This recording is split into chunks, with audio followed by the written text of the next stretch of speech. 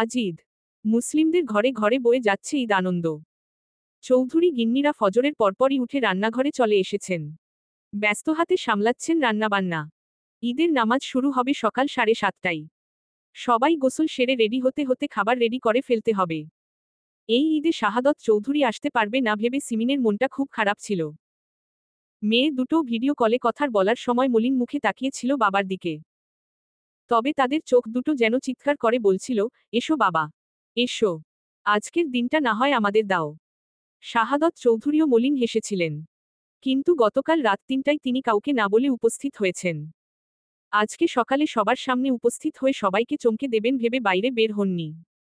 সিমিনকেও বলে দিয়েছে আপাতত কাউকে না জানাতে। সিমিনও হেসে সম্মতি জানিয়েছে। সায়ন সকাল বেলা বাইরে থেকে বাড়ি এসে আগে রান্নাঘরে ঢুকল। হাত মুখ ধুয়ে ফ্রেশ হওয়ার সময় নেই যেন। সে মাকে দেখামাত্র হরবর করে বলল, আম্মু দাও খেতে, কিছু ভীষণ ক্ষুধা লেগেছে আমার। ছেলের কথা শুনে সীতারা পাশ ফিরে তাকিয়ে তাকে আপাদমস্তক দেখে বললেন, তুই কেবল বাড়ি ফিরলি? তোর কি আক্কেল জ্ঞান হবে না রে সায়ন? আমি আবার কি করলাম? সারা রাত বাইরে কি এত কাজ তোর? সায়ন আর জবাব দিল না, পারল না, কারণ তার আগেই সিরাত তার মুখে মাংস পুড়ে দিয়ে বলল, লবণ ঠিকঠাক আছে নাকি দেখ তো বাপ। সায়ন মাংসটুকু চিবিয়ে খেয়ে দাঁত বের করে হেসে বলল, একটা খেয়ে বোঝা যায় নাকি? এক বাটি দাও। তার কথা শুনে সিরাত শিমিন একযোগে হেসে ফেলল। সায়ন একবার একাই 2 কেজি মাংস খেয়ে ফেলেছিল লবণ চেক করতে দিয়ে। তবুও বলতে পারেনি লবণ ঠিকঠাক হয়েছে নাকি। তবে ছেলের ক্ষুধা লেগেছে শুনে সিরাত ঝটফট এক বাটি মাংস তুলল বাটিতে। শিমিন ফ্রোজেন পরোটা ভেজে আগে খেতে দিল ছেলেটাকে। সায়ন খাবারের প্লেটটা হাতে নিয়ে টেবিলে বসতেই স্বর্ণ নেমে এলো। পাশ কাটিয়ে যেতে গেলে সায়ন তাকে ডাকল। স্বর্ণ তার কাছে গেলে পরোটা আর মাংস ছিঁড়ে স্বর্ণের মুখের সামনে ধরে বলল, ঈদ মোবারক। দেখ তো লবণ হয়েছে নাকি, আমি আবার ওসব বালছাল বুঝি না। স্বর্ণ খাবার মুখে নিয়ে মাথা নাড়াল, অর্থাৎ ঠিক আছে। তখন শখ এসে দাঁড়াতেই তার মুখে খাবার তুলে দিল সায়ন। তবে শখ গিলতে পারল না। থম মেরে মুখে খাবার নিয়ে মেঝের দিকে তাকিয়ে রইল। একটু পর সায়ন খেয়াল করল শখ নীরবে কাঁদছে। সে হাতের খাবার ফেলে তড়িৎ উঠে দাঁড়িয়ে পানি এগিয়ে দিয়ে বিচলিত হয়ে বলল, ঝাল লেগেছে? কাঁদছিস কেন? নে পানি খা। সে এত জোরে কথাটা বলেছে রান্নাঘরের 3 জাও ছুটে এসেছে। এবার শখ ভাইয়ের দিকে তাকিয়ে ঠোঁট কামড়ে ধরে, কান্না আটকাতে গিয়েও পারল না। দুহাতে মুখ চেপে ধরে বেশ শব্দ করে কেঁদে ফেলল। এই ঈদটাই সো বাবার বাড়ি করতে পারবে। এরপর থেকে অন্যের ঘরের ঘরনি। তখন বাবার বাড়ি আসতে গেলে পারমিশন নিতে হবে। শ্বশুরবাড়ির লোকদের ভালো মন্দ দেখতে হবে। আহনাফের সাথে দেশে বাইরে গেলে তখন প্রবাস জীবন। মেয়েদের জীবনটাকে যে এমন। তাকে এভাবে কাঁদতে দেখে সবার চোখে পানি চলে এলো। অশ্রু টলমল করে তাকিয়ে রইল শখের দিকে। সায়ন এগিয়ে গিয়ে বোনকে জড়িয়ে নিতেই শখের কান্নার যেন বাঁধ ভাঙল। সে ভাইয়ের বুকে মুখ লুকিয়ে শব্দ করে কেঁদে বলল, আমাকে পর করে দিও না ভাইয়া। আমি তোমাদেরকে ছাড়া থাকতে পারবো না। সায়ন বোনের মাথায় হাত রেখে রাখল। বাইরের মানুষজন জানে সে পাষাণ। তার মনে মায়া দয়া একটু কম, সে নিজেও মানে। কিন্তু বোনদের চোখের পানি সহ্য করতে পারে না সে। কলিজা ফেটে চৌচির হয়ে যায় যেন। সে শখকে বলল, কাঁদে না। ঈদের দিন কেউ কাঁদে? সেলামি নিবি না, যা নতুন জামা পরে আয়। কথাটা বলতে গিয়ে গলা কেঁপে উঠল। সীতারা চোখ মুছতে মুছতে চলে গেলেন। শারাফাত চৌধুরী ড্রয়িং রুমের সোফায় বসে তাকিয়ে আছে এদিকে। চোখের কোণে ভেজা। সাফওয়ান চৌধুরীও ভাই বোনের দৃশ্য দেখে চোখ মুছতে মুছতে বাগানের দিকে চলে গেলেন। সীতারা শিমিন শখকে সায়নের বুক থেকে সরিয়ে বুঝিয়ে শুনিয়ে থামালেন। ক্ষুধার্ত সায়নের ক্ষুধা যেন নিমিষেই হারিয়ে গেল। সে চোখ মুছতে মুছতে সিঁড়ি বেয়ে উপরে চলে গেল। স্বর্ণের রুম পার করে শীতলের রুমের কাছাকাছি আসতেই আবার থমকে দাঁড়িয়ে গেল। শীতল হাউমাউ করে কাঁদছে। নিচে একজন কাঁদছে, বিয়ে হয়ে যাবে তাই, কিন্তু এর আবার কি হলো? এবার কি ঈদ বোনের চোখের পানিতে ভেসে যাবে নাকি? সে 1 পা 2 পা করে এগিয়ে রুমের দরজায় নক করল। তারপর ডাকল, শীতল, রুমে আছিস? সায়নের কথা শোনামাত্রই শীতল হুড়মুড় করে বেরিয়ে এলো। এতক্ষণে সাহায্যের মানুষটার নাগাল পেয়ে ঠোঁট ভেঙে কেঁদে ফোপাতে ফোপাতে বলল, সর্বনাশ হয়ে গেছে ভাইয়া। বলিস কি? কার এত বড় সাহস আমার বোনের সর্বনাশ করে? তার নামটা বল শুধু, আমিও তার সর্বনাশের মাথায় বাড়ি না দিয়েছি তো আমার নামও সায়ন না। আমার একুলো গেল ওকুলো গেল। আমার ঈদের ড্রেসটা বোধহয় পরা হবে না আর। কেন, কি হয়েছে ড্রেসের?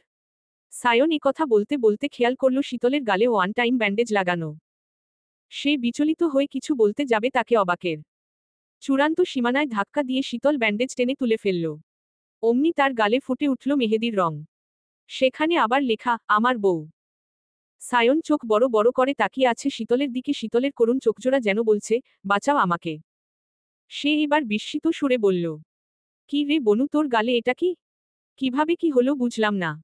আমি ঘুমিয়েছিলাম, ঘুম থেকে উঠে দেখি গালে এটা। জিন টিনের কাজ নয় তো? জিন আসবে কোথা থেকে? আমি তো শুদ্ধ ভাইয়ের রুমে ছিলাম। ওয়েট ওয়েট, শুদ্ধর রুমের কেন? এবার শীতল ধরা পড়ে গেল। খাবি খাওয়া মাছের মতো আমতা আমতা করতে লাগল। সায়ন, শীতলের কথার মাঝে সেখানে রুবাবও উপস্থিত হল। সে কিছু বলতে গেলে শীতলের দিকে তাকিয়ে কথা হারিয়ে শুধু ড্যাব ড্যাব করে তাকিয়ে রইল। শীতল হাত দিয়ে গাল ঘষতে ঘষতে লাল করে ফেলেছে। তবুও গালের রং একটুও ওঠেনি, বরং ফর্সা গালে গাঢ় রং ফুটে উঠেছে। এখন এই লেখা নিয়ে নিচে যাবে কিভাবে? কেউ কিছু বললে জবাবে কি বলবে? সাধের ড্রেস পরা হবে না বোধ হয়। কত প্ল্যান করেছে অথচ একটাও হবে না, একটাও না। সবচেয়ে বড় কথা, শুদ্ধ ভাই যদি জানে তার হাতে সে ওসব লিখেছে তাহলে চেলাকাঠির বাড়ি এদিক ওদিক হবে না। এসব ভেবে সে ফুপিয়ে ফুপিয়ে কাঁদতে লাগল। বোনকে কাঁদতে দেখে সায়ন বোনকে নিয়ে বীরপুরুষের মতো শুদ্ধর রুমে ঢুকল। আর এর হেস্তনেস্ত আজ করেই ছাড়বে। পেয়েছে টাকি সে। শুদ্ধ ফ্রেশ হয়ে এসে গেছে সায়ন। রুবাব থমথমে মুখে তার বিছানায় বসে আছে। ওকে দেখে সায়ন গম্ভীর মুখে বসতে বলল। সে বসে তাকালো শীতলের দিকে। পাশে বসে হেঁচকি তুলে কাঁদছে শীতল।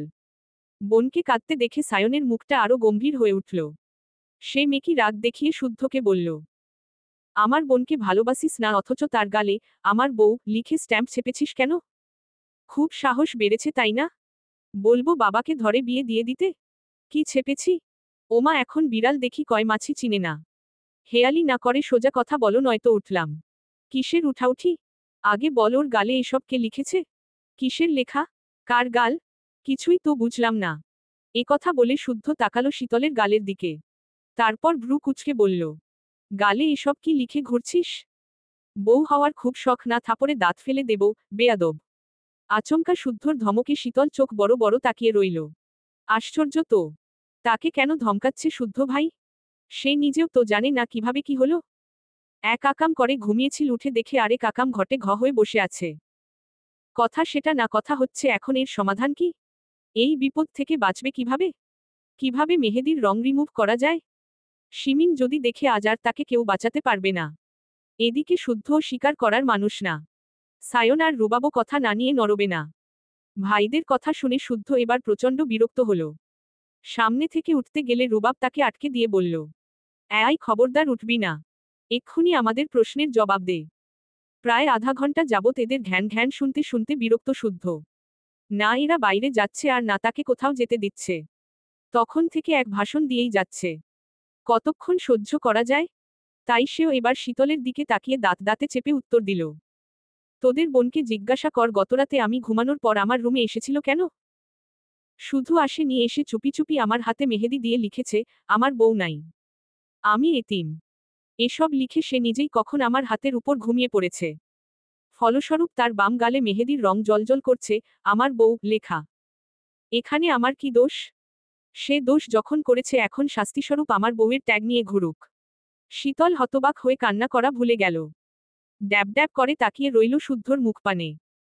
শুদ্ধর কথা শুনে রুবাব শুদ্ধর হাত টেনে দেখল শুদ্ধর হাতের মেহেদির রঙও বেশ গাঢ়। এবং লেপটানোর চিহ্নমাত্র নেই। অথচ শীতল যদি তারই মেহেদির উপর ঘুমাতো তাহলে লেপটে যাওয়ার কথা ছিল। অতঃপর যা বোঝার বুঝে গেল তারা জন। এদিকে শুদ্ধর করা চালাকি ধরতে পেরে তারা শুধু পারল না মাটিতে গড়াগড়ি করে হাসতে। এদিকে বোকা শীতল সমাধান না পেয়ে ফিসফিস করে কেঁদেই চলেছে। তাকে কাঁদতে দেখে সায়ন হাসি গিলে শুদ্ধকে বলল, মেহেদি রিমুভ করার অপশন জানা নেই? থাকলে তাড়াতাড়ি রিমুভ কর দে, নয়তো জনের কপালে শনি নাচছে। কথা বলে সে রুবাবকে নিয়ে চলে গেল। আর শুদ্ধ শীতলের মুখপানে তাকিয়ে বলল, কে যেন বলেছিল আমার নামে কলঙ্ক মাখতে চায়। সামান্য মেহেদির ট্যাগ লাগায় কেঁদে কেটে একাকার অবস্থা।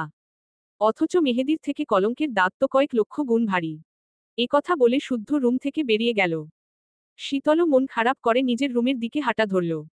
যেতে যেতে মনে করল ঘণ্টা খানিক আগে ঘটনা। তখন ভোরবেলা। ভোরের আলো কেবলই ফুটতে শুরু করেছে। খোলা জানালা ভেদ করে সূর্যের আলো চোখে পড়তেই শীতলের ঘুম ভাঙ্গে। পিটপিট করে একবার চোখ হলো তো আবার বুজে। বেশ কয়েকবার একই কাজ করে নিজেকে বিছানায় ধাতস্থ করে লাফিয়ে উঠে বসে। সে তো মেঝেতে বসেছিল, বিছানায় কখন এলো? এলো তো এলো, ঘুমিয়ে পড়ল কখন? সে না শুদ্ধ ভাইয়ের হাতে মেহেদি দিতে এসেছিল, তারপর দিয়েছিল। এরপর কি হলো? এ কথা মস্তিষ্কে ধাক্কা দিতেই তড়িৎ পাশ ফিরে তাকালো। শুদ্ধ তার থেকে দূরত্বে ওপাশ ফিরে উপর হয়ে ঘুমাচ্ছে। শীতল আস্তে ধীরে বিছানা থেকে উঠে গেল শুদ্ধর কাছে। শুদ্ধ হাত টেনে নিয়ে চোখ বুলিয়ে দেখে লেখায় ভালোই রং হয়েছে। বাহ, টকটক করছে। সে মুখ টিপে হেসে ভাবল বাড়ির সবার সামনে শুদ্ধকে খুব লজ্জা দিবে। এতদিন বিয়ের শোক ভেতরে চেপে মনে মনে ঠিক বিয়ের জন্য লাফাত। এখন সেই শোক মন টপকে হাতে এসে পৌঁছেছে, ফলে হাতে লিখে রাখে, আমার বউ নাই, আমি এতিম। আহারে, আহারে, বিশুদ্ধ পুরুষের কতই না কষ্ট। এসব ভাবতে ভাবতে তার হাসি চওড়া হলো। আজ ঈদের দিন। অনেক কাজ বাকি, তাই সে আর দাঁড়ালো না। শুদ্ধর হাতটাকে আস্তে করে রেখে যাওয়ার জন্য পা বাড়িয়েও থেমে গেল। পেছনে ফিরে ঘুমন্ত শুদ্ধর দিকে তাকিয়ে আরেকটু কাছে এলো। তারপর আরেকটু। তারপর কানে কানে ফিসফিস করে বলল, ঈদ মোবারক বিশুদ্ধ পুরুষ। একটু পরেই সেলামি নিতে আসব কিন্তু, হুম। কথা বলে সরে গিয়ে দ্রুতপায় শুদ্ধর রুম থেকে বেরিয়ে গেল। নিজের রুমে গিয়ে হাতের মেহেদি দেখে খুশিতে মন ভালো হয়ে গেল। মেহেদির রংটা কি যে দারুণ এসেছে। সে এবার নাচতে নাচতে ফ্রেশ হতে গেল। ওয়াশরুমের দরজা আটকে মিররের দিকে তাকিয়ে ফ্লাইং কিস ছোড়া তার বদ অভ্যাস। আজও একই কাজ করতে গিয়ে মিররে তাকাতেই ধপ করে হাসি নিভে গেল। চোখ বড় বড় করে তাকিয়ে গালে হাত দিয়ে ঘষে মেহেদি উঠানোর বৃথা চেষ্টা করল। লেখার উপরে মেহেদিটুকু উঠে গেলে গালে জলজল করে উঠল, আমার বউ। সে এবার হতবাক হয়ে বিড়বিড় করল, আমার বউ মানে? ও খোদা, কার বউ হলাম আমি? রাতের মধ্যে কার বউয়ের ট্যাগ পেয়ে গেলাম? এসব মনে করে মন খারাপ করে শীতল ফ্রেশ হয়ে বেরিয়ে এলো। শুদ্ধকে ওর রুমে দেখে কিছু বলার আগে শুদ্ধ তাকে মুখ মুছতে ইশারা করলে তাই করল। তারপর তাকে কিছু বলতে না দিতে তুলোতে কিছু একটা নিয়ে তার গালে আলতো করে ঘষতে লাগল। আশ্চর্যের ব্যাপার, মেহেদির রং পুরোপুরি না উঠলেও হালকা হয়ে এলো। একবার এভাবে ঘষায় দাগ অনেকটাই হালকা হলো। পুরোপুরি উঠবে না জেনে সেও আর ঘষল না। একটা ওয়ান টাইম ব্যান্ডেজ গালে লাগিয়ে বলল, কেউ কিছু জিজ্ঞাসা করলে বলবি ব্যথা পেয়েছিস। এবার শীতলের ঠোঁটে হাসি ফুটল, তার কান্না থেমে গেছে। তাকে হাসতে দেখে শুদ্ধ মুখের দিকে কয়েকপল তাকিয়ে চলে গেল। শীতলও সমাধা পেয়ে উড়ন্ত প্রজাপতির মতো ছুটতে ছুটতে নিচে গেল সে। আর গিয়েই বাবাকে দেখে চিৎকার করে উঠল। ঈদের দিনে বেস্ট সেলামি যেন পেয়ে গেছে সে। ড্রয়িং রুমে তখন যেন চাঁদের হাট বসেছে। বাকিরা শীতলের গালের দিকে খেয়াল করে কি হয়েছে জানতে চাইলে শুদ্ধর বলা কথাটা বলেছে সবাইকে। একটু পরে বাড়ির পুরুষরা একসাথে নামাজে যাবে। ঈদের দিন এটাই যেন অন্যতম দৃশ্য। গিন্নিদের রান্না শেষ। বাড়ির পুরুষরা শাওয়ার নিয়ে রেডি হতে লেগে পড়েছে। কিন্তু রেডি হতে গিয়ে বেঁধেছে আরেক সমস্যা। নিজেদের কেনা আনা পাঞ্জাবি পছন্দ হচ্ছে না সাম্য, সৃজনের। অথচ তারা নিজেরা চুজ করে কিনেছিল। এমন ভাব করেছিল এটা কিনে না দিলে ওখানেই শুয়ে গড়াগড়ি খাবে। এখন এই নিয়ে বেঁধেছে চিৎকার চেঁচামেচি। শারাফাত চৌধুরীরা 3 ভাই পরেছে একই রকম পাঞ্জাবি। সায়নরা সব ভাইয়েরা পরেছে এক রকম পাঞ্জাবি। বাড়ির মেয়েরা একই রকমের ড্রেস। বাড়ির গিন্নিরা একই রকমের শাড়ি। এসব রুবাব দিয়েছে সবাইকে।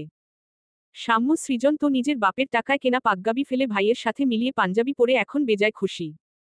বাড়ির সবাই এখন হালকা মিষ্টি মুখ করে নামাজে যাবে। সবাই উপস্থিত থাকলেও শুদ্ধ নামে নি দেখে সিতারা সেমাইয়ের বাটি নিয়ে ছুটলের ছেলের রুমে। শুদ্ধ কানে ফোন ঠেকিয়ে পাঞ্জাবির হাতা গোটাতে গোটাতে কথা বলছে কারো সাথে। মাকে দেখে স্বল্প কথায় কথা সেরে মুচকি হাসল। সিতারা ছেলেকে দেখে মনে মনে বলেই ফেললেন, মাশা আল্লাহ, মা আল্লাহ। উনি নিজের হাতে সেমাই ছেলের মুখে তুলে দিয়ে কপালে চুমু এঁকে দিলেন। শুদ্ধ মায়ের হাতে 2বার সেমাই মুখে নিয়ে মাকে জড়িয়ে ধরে বলল, ঈদ মোবারক। সিতারাও হেসে ছেলেকে ঈদ মোবারক জানিয়ে তাড়াতাড়ি নামতে বলে চলে গেলেন। উনি যেতেই শীতল শুদ্ধর রুমে উকি দিল। দেখল বিশুদ্ধ পুরুষকে। না মানতেই হয়, বিশুদ্ধ পুরুষ দেখতে আসলেই সুদর্শন। এমন একটা মানুষ ব্যক্তিগত পুরুষ হলে মন্দ হয় না। বরং ভালোই হয় যখন তখন ঝাপটে ধরে যায়। কিন্তু এই ষাঁড়টাকে পটাতেই তো পারে না সে। কম চেষ্টা তো করল না। এসব ভেবে সে মুখ ভেঙচি দিতেই শুদ্ধ বলল, মেজরের মেয়ে হয়েও ভদ্রতা জ্ঞানের এত অভাব কেন তোর? গরু চোখে আবার দেখে ফেলেছেন? যাই হোক আসবো, শুদ্ধ ভাই। কি বললি? কই কিছু না তো। রুবাব ভাইয়া আতর দিতে বলল। শুদ্ধ আতর দিলে শীতল শুদ্ধর আপাদমস্তক দেখে যেতে গিয়ে ফট করে বলে বসল। সোলামিতে কি টাকাই দিতে হয় শুদ্ধ ভাই, আর কিছু দেওয়া হয় না? ঝেড়ে কাশ। না মানে সবার তো আর হ্যান্ডসাম শুদ্ধ ভাই নাই। আমার আছে, তাই তাকেই যদি আমার নামে কেউ লিখে দিত তাই বলছিলাম আর কি। ধর কেউ সত্যি সত্যিই লিখে দিল তাহলে কি করবি? এ কথা শুনে শীতল থেমে গেল। চটজলদি পেছনে ফিরে শুদ্ধর মুখোমুখি দাঁড়িয়ে গেল। তারপর আচমকা শুদ্ধর বুকের বাপাশে চুমু এঁকে মিষ্টি হেসে বলে বসল। তার বুক জমিনে এভাবে চুমু এঁকে আগে আমার নামটা আগে খোদাই করতাম, তাহলে কেউ নজর দিতেও পারত না, কেড়ে নেওয়ার কথাও ভাবত না। তার বুক জমিনে এভাবে চুমু এঁকে আগে আমার নামটা আগে খোদাই করতাম, তাহলে কেউ নজর দিতেও পারত না, কেড়ে নেওয়ার কথাও ভাবত না। শুদ্ধ জবাব দিল না, শুধু শীতল দৃষ্টিতে তাকিয়ে রইল। বুকের কাছটায় অদ্ভুত শিহরণ হচ্ছে। বারে বারে এভাবে মনের কথা জানালে আর কত সংযম করা যায়? আর কত ধৈর্যের পরীক্ষা দেওয়া যায়? সে তো মানুষ, তারও তো ধৈর্যের সীমা পরিসীমা আছে, চাওয়া পাওয়া আছে, ইচ্ছে আকাঙ্ক্ষা আছে। আজকাল ইচ্ছে করে শীতলকে জানিয়ে দিতে যে তার বুকের গহীনে ছোট্ট একটি রাজকুঠুরি আছে, সেই কুঠুরিটা দলিল করা একমাত্র ব্যক্তিগত নারীর জন্য। সেই নারীর জন্য কুঠুরিতে একটু একটু করে জমা করেছে প্রেম সাগর। সেই সাগরে ঢেউ নেই, পানি নেই, নেই কোনো গর্জন, তবুও ভালোবাসার কমতি নেই সেখানে। বরং দিনকে দিন তা বেড়েই চলেছে। এদিকে শীতল এক বুক আশা নিয়ে তাকিয়ে আছে শুদ্ধর দিকে। আর কিভাবে বোঝালে বুঝবে শুদ্ধ ভাই? কতভাবে বোঝাব, সেও এই মানুষটাকেই খুব করে চায়। যতটা চাইলে নিজের করে পাওয়া যাবে ঠিক ততটা চায়। এবার আর মিথ্য ভালোবাসা নিয়ে মানুষটার সামনে দাঁড়ায়নি। এবার সত্যি সত্যি অনুভব করছে কিছু একটা। পূর্বের মতো আজও শুদ্ধকে চুপ দেখে শীতলের হাসি ধীরে ধীরে মুছে গেল। সে তবুও শেষ আশাটুকু নিয়ে তাকিয়েই রইল, যেন বিশুদ্ধ পুরুষ কিছু বলে। কিন্তু তাকে হতাশ করে শুদ্ধ সামনে থেকে সরে গেল। ড্রেসিং টেবিলের সামনে দাঁড়িয়ে চুল ঠিক করল। আতর লাগল। পুরো রুমে সেই সুগন্ধে মাতোয়ারা হয়ে উঠল। শীতলের খুব ইচ্ছে করল তার বুকে মুখ লুকিয়ে সুগন্ধ নিতে, কিন্তু এবার করলে সেটা বাড়াবাড়ি হয়ে যাবে। মার জুটতে পারে কপালে, তাই আর দাঁড়ালো না, নিচে চলে গেল। বাড়ির পুরুষরা একে একে নামাজে চলে গেল। শীতল নিজেও ভাবল গোসল সেরে ফুলপরি সেজে রেডি হয়ে থাকবে।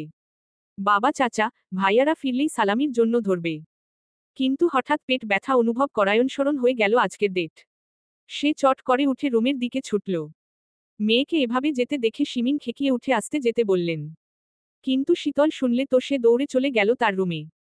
এরপর গোসল সাজগোছো তো দূর, পেটের ব্যথায় জবুথুবু হয়ে বিছানায় পড়ে রইল। অনেকক্ষণ হয়ে গেছে, শীতল নামছে না দেখে শিমিন উপরে এলেন। মেয়েকে পেটে বালিশ চেপে ধরে শুয়ে থাকতে দেখে যা বোঝার বুঝে গেলেন। এই কষ্টের ভাগ তো আর নেওয়া যায় না। কিন্তু কষ্ট যাতে একটু কম হয় তাই খাবার, মেডিসিন, হট ওয়াটার পট এনে দিলেন। শীতল ঘুমাবে বলে মাকে যেতে বলে চোখ বন্ধ করে নিল। শিমিন আর কথা বাড়ালেন না, দরজা হালকা ভিজিয়ে চলে গেলেন।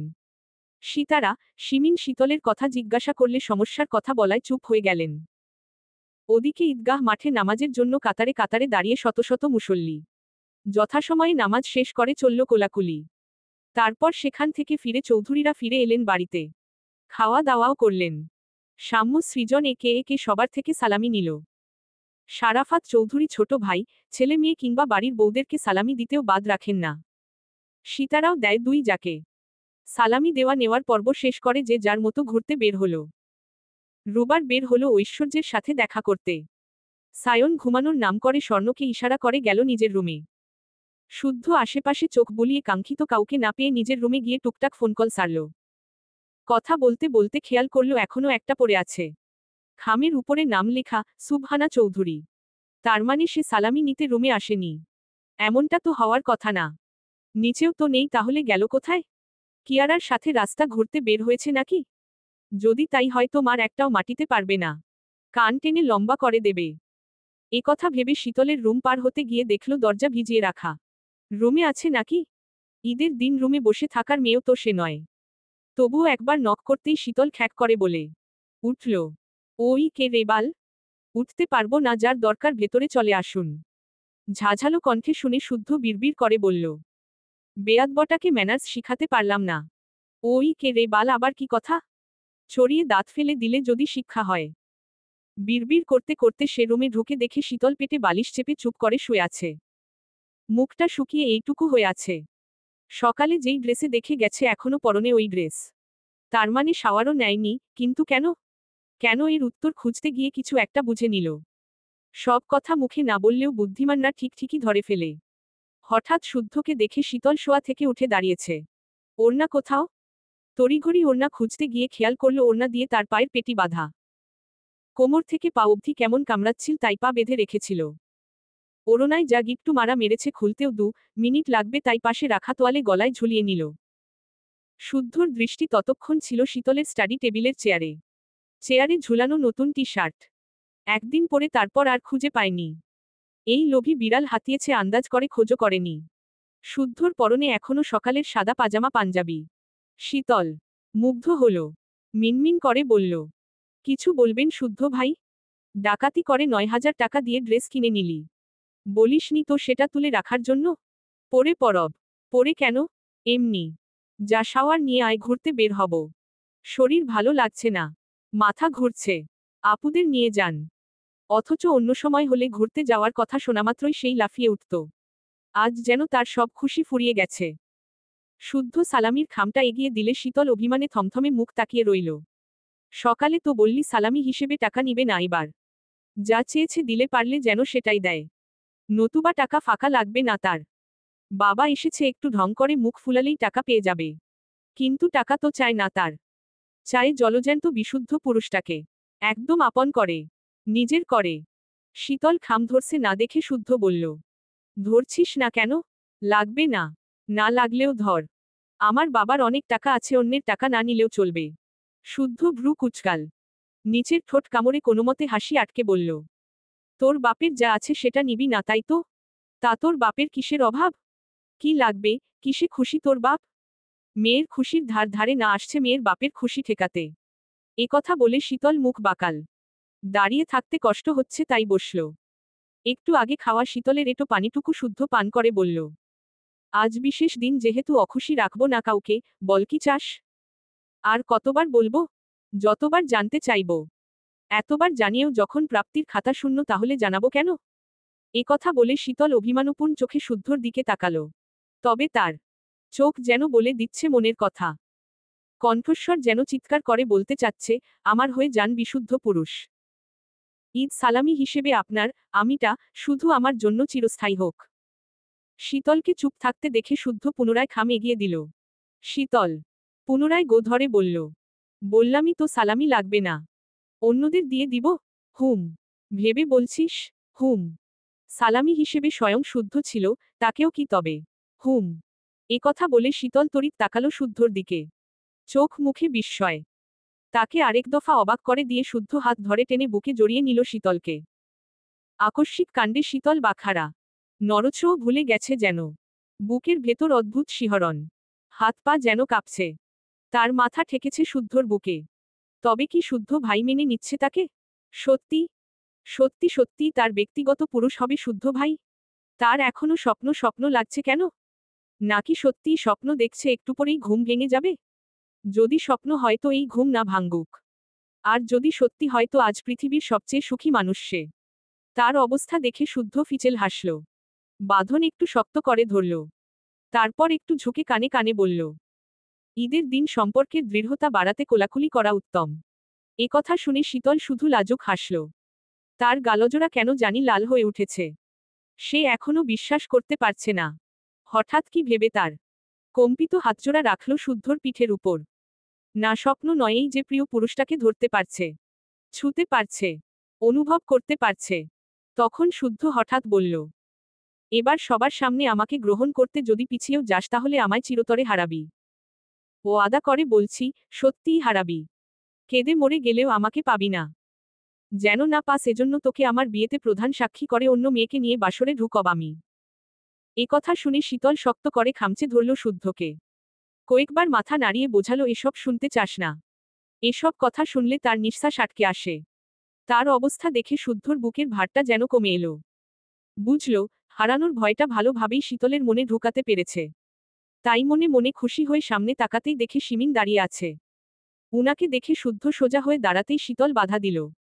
মাকে না দেখে শুদ্ধকে খাবলে ধরে পুনরায় মাথা রাখল প্রিয় পুরুষটার বুকে। এবার শুদ্ধ তাকে সরাল না বরং সিমিনের আগুন চোখে চোখ রেখে তাকিয়ে রইল একদৃষ্টিতে। তখন সিমিন হাতের প্লেটটা সজোরে আছড়ে ফেলতেই শীতল চমকে উঠল। বিস্ফোরিত দৃষ্টিকে মাকে দেখে হতভম্ব হয়ে তাকিয়ে রইল। মেয়ের বেহায়াগিরি নিজের চোখে দেখে রাগটাকে সামলাতে পারলেন না তিনি। মারতে তেড়ে আসতেই শুদ্ধ শীতলকে আড়াল করে মাঝখানে দাঁড়িয়ে গেল। তারপর ঠান্ডা সুরে বলল, এখানে এই বিষয়ে কোনো কথা হবে না ছোট আম্মু। যাবতীয় কথা হবে ড্রয়িং রুমে সবার সামনে। এ কথা বলে সে শীতলের হাত ধরে টেনে নিচে নিয়ে গেল। শুরুর দিকে জোরে হাঁটলেও কিছু একটা মনে করে ধীরে সুস্থে সিঁড়ি দিয়ে নামল। এদিকে সিমিনের সাথে তখন সাম্য সৃজনও গিয়েছিল। কারণ সকাল থেকে শীতলকে তারা দেখেনি। এদিকে সালামি টাকা গুনার সময় হয়ে গেছে। কিন্তু তারা শুদ্ধ শীতলকে জোরাজোরি অবস্থায় দেখে সিমিনের প্লেট ছোড়া দেখে বিপদের সংকেত বুঝে গেছে। তাই দৌড়ে চলে গেছে সায়নের কাছে। ঘুমন্ত সায়নকে ঝাঁকিয়ে ঝাঁকিয়ে ডাকছে, সায়ন ভাইয়া, এই সায়ন ভাইয়া, ওঠো তাড়াতাড়ি, দেখো সর্বনাশ হয়ে গেছে। প্যাঙ্গার দল জ্বালাস না তো, ঘুমাতে দে। ওইদিকে গিয়ে আগে দেখো কি হয়েছে। শুদ্ধ ভাইয়া আর শীতল আপু চুপি চুপি প্রেম করছিল। তখন ছোট আম্মু দেখে ফেলেছে। এখন ওদের দুমদুম করে মারবে বোধ হয়। শুদ্ধ আর শীতলের প্রেম কবে হলো যে তারা প্রেম করছিল? জোরাজোরি করলেই তো প্রেম হয়ে যায়। তুমি কিছুই জানো না দেখছি। এবার সায়নের ঘুম ছুটে গেল। চোখ বড় বড় তাকিয়ে কিছু বলার আগে শুনতে পেল নিচে গোলমাল হচ্ছে। তাহলে ঘটনা সত্যি নাকি? সে তড়িৎ লাফ মেরে উঠে নিচে যাওয়ার জন্য ছুটল। সিঁড়ি বেয়ে নামতে নামতেই দেখল বড়রা সবাই জড়ো হয়ে গেছে। শুদ্ধর কোমরের কাছটার পাঞ্জাবি খামচে ধরে তার পেছনে শীতল দাঁড়িয়ে আছে। ফিসফিস করে কাঁদছে। সে গিয়ে দাঁড়াতেই শিমিন শাহাদত চৌধুরীর উদ্দেশ্যে বললেন, এবার হলো তো, মিলল আমার কথা। শিমিন থামো, ব্যাপারটা আগে বুঝতে দাও। শুদ্ধ কি হয়েছে? শুদ্ধ তখনও সিনা উঁচু করে দাঁড়িয়ে আছে। না আছে তার চোখে ভয়, আর না কণ্ঠে বিব্রতবোধ। শাহাদত চৌধুরীর কথায় সে এবার অকপটে জবাব দিল, আমি শীতলকে বিয়ে করতে চাই। কবে, কখন, জানি না, তবে সে বউ হলে আমার বউ হবে। অকপটে বলা কথা শুনে থমকে গেল ড্রয়িং রুম। হতবাক হয়ে তাকিয়ে রইলেন সকলে। তখন শিমিন খেকিয়ে উঠে বললেন, এ হয় না, এটা রক্তের অপমান। কেন হয় না? কারণ তোমরা ভাই বোন। শুদ্ধ এবার উনার কথা কেড়ে ভুলটা সংশোধন করে দিল, উহুম, একটু ভুল হলো। আমরা চাচাতো ভাই বোন। যেখানে আমাদের ধর্মে জায়েজ আছে সেখানে আর কোনো বাড়তি কথার কারণ দেখছি না। এবার সিরাত মুখ খুললেন, মানলাম ধর্মে জায়েজ, তবুও মানুষ কি বলবে? বাইরের মানুষের ধার কবে ধারলাম আমি, ঠিকঠাক মনেও তো পড়ছে না। আর তোমরা কেউ বলে দাওনি কেন চাচাতো ভাই বোনের মধ্যে কিছু হওয়া যাবে না? এখানে মূলত ভুলটা আমাদের নয়, তোমাদের। এ কথা শুনে এবার শিমিন রাগে ফুঁসতে ফুঁসতে বললেন, এত যুক্তিতর্ক শুনতে চাই না। আমি মানি না তোমাদের সম্পর্ক। সেটা তোমার ব্যাপার। জানানো দরকার তাই জানালাম, মানলে ভালো, নয়তো আমাদের পথ আমরা বেছে নেব। প্রথম খণ্ডের সমাপ্তি।